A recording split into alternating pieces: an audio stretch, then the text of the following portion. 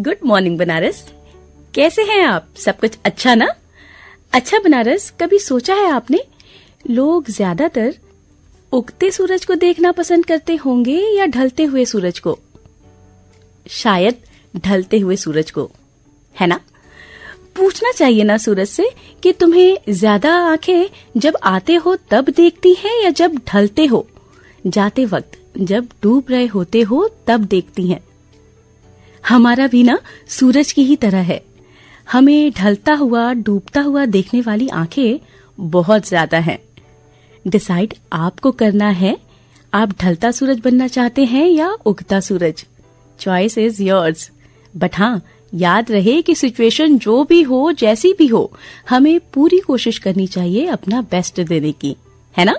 वैसे आप सुन रहे हैं बनारस का number 1 morning show good morning Banaras, मेरे यानी आपकी रेडियो दोस्त पूजा के साथ। Good morning Banaras. हाँ जी, welcome back to Banaras number 1 radio show good morning Banaras, only on world's number 1 radio station, आपकी वाणी आकाशवाणी। स्टूडियो की घड़ी में सुबह के 7 बज चुके हैं।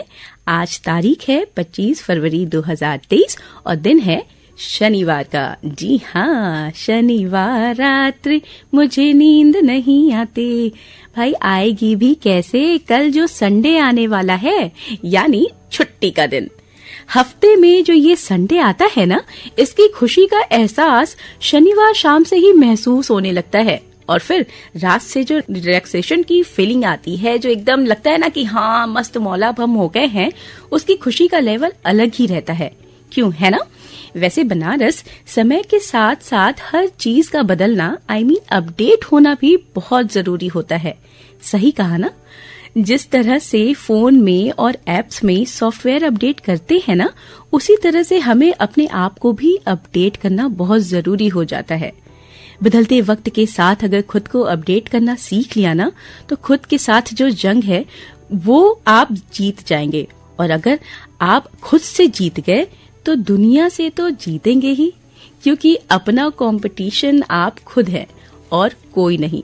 इसलिए खुद को कभी भी किसी से भी कम नहीं समझना चाहिए और टाइम टू टाइम खुद को भी अपडेट करते रहना चाहिए, क्योंकि कहते हैं कि परिवर्तन तो प्रकृति का नियम है।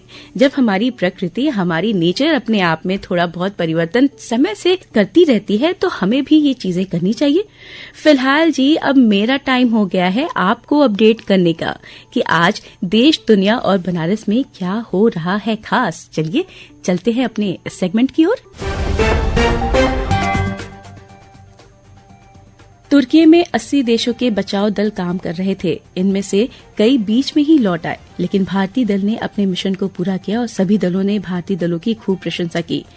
टाटा समूह की विमान कंपनी एयर इंडिया कारोबारी विस्तार के लिए इस वर्ष कुल 5100 केबिन क्रू और पायलट की भर्ती करने की योजना बना रही है। सो बनारस, आज के लिए जो हमारे बनारस का हाल चाल था, देश दुनिया का हाल चाल था, वो तो मैंने आपको बता दिया। और अब हम चलते हैं एक शॉर्ट ट्रिप पे, अजी इतिहास के पन्नों में आज के दिन की खासियत को जानने के लिए। तो चलिए बताती हूँ आपको इतिहास के दिन में आज के दिन की क्या खासियत है। आज ही के दिन सतह से सतह तक मार करने वाली भारत की प्रथम मिसाइल पृथ्वी का 1988 में सफल प्रक्षेपण हुआ था। आज ही के दिन दीपा मेहता की फिल्म वाटर को 2006 में गोल्डन किन्नारी पुरस्कार मिला था। Film no country for old man को 2008 में 80वें ऑस्कर अकेडमी में वर्ष की सर्वश्रेष्ठ फिल्म आज ही के दिन चुना गया था। और 1897 में भारत के प्रसिद्ध विद्वान, साहित्यकार और शिक्षा शास्त्री अमरनाथ झा का जन्म हुआ था। 1948 में भारतीय अभिनेता डैनी डेंजोग्पा का जन्म हुआ था और 1981 में भारतीय अभिनेता शाहिद कपूर का भी जन्म हुआ था।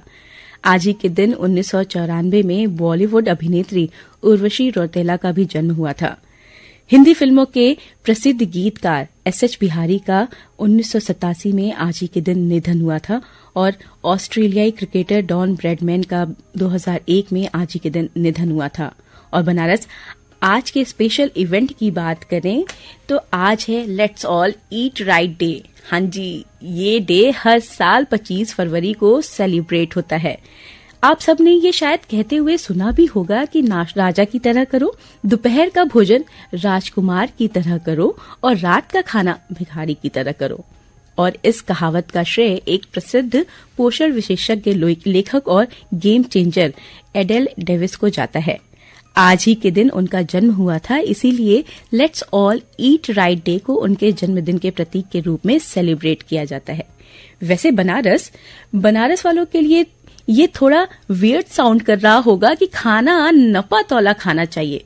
भाई बनारसियों को तो पूरा प्रॉपर खाना खाना पसंद है। क्यों, सही कहा ना मैंने भाई? क्योंकि बनारसी ये नहीं देखते कि हाँ अभी मुझे कम खाना है, अभी मुझे ज्यादा खाना है। क्या दिन क्या रात, कुछ भी उनका डिसाइड नहीं रहता। और तो और मैं ये भी बता दूं आपको, चाहे कितनी ही अच्छी अच्छी वैरायटी के फूड आप बना लीजिए, लाइक छोले भटूरे, डोसा, इडली, पाव भाजी वगैरह वगैरह, लेकिन एक टिपिकल बनारसी बना रात में मलाई रबड़ी और साथ में एक रोटी खाए सो नहीं सकता। भाई मैंने खुद ये देखा है ना, और उन्हें इसके बिना नींद भी नहीं आती। सही कहा ना? वैसे बनारस सच कहूं तो जिंदगी जीने का मजा तभी आता है जब हम पूरी तरह से स्वस्थ हों। जिंदगी में स्वाद चटकारे भी लीजिए, बट उतने ही जितने की जरूरत हो। Eat healthy, live healthy. और अब एक खास जानकारी जो मैं आप सबसे शेयर कर रही हूँ, जरा उस पे भी ध्यान दीजिएगा। बनारस हमारे शहर में सब कुछ मिल जाता है ना? जीवन भी और मुक्ति भी। बनारस के लिए कहा गया है कि जो लोग वाराणसी में मरते हैं उन्हें मोक्ष प्राप्त होता है। मोक्ष पाने के लिए लोग तरह तरह के उपाय भी करते हैं। कोई गंगा की पवित्र नदी में डुबकी लगाने में विश्वास रखता है, तो कोई भौतिक सुख को त्याग देने में। महादेव की इस नगरी में महादेव के अनंत रूप हैं, और उन्हीं रूपों में से एक पिता महेश्वर शिवलिंग के बारे में मैं आज आपको बताने जा रही हूँ। जी हाँ, वाराणसी के सबसे गुप्त मंदिरों में से एक है ये मंदिर। इसे स्वयंभू शिवलिंग का रूप माना जाता है। इस शिवलिंग का उल्लेख 18 सबसे महत्वपूर्ण हिंदू ग्रंथों में से एक स्कंद पुराण में भी पाया जाता है।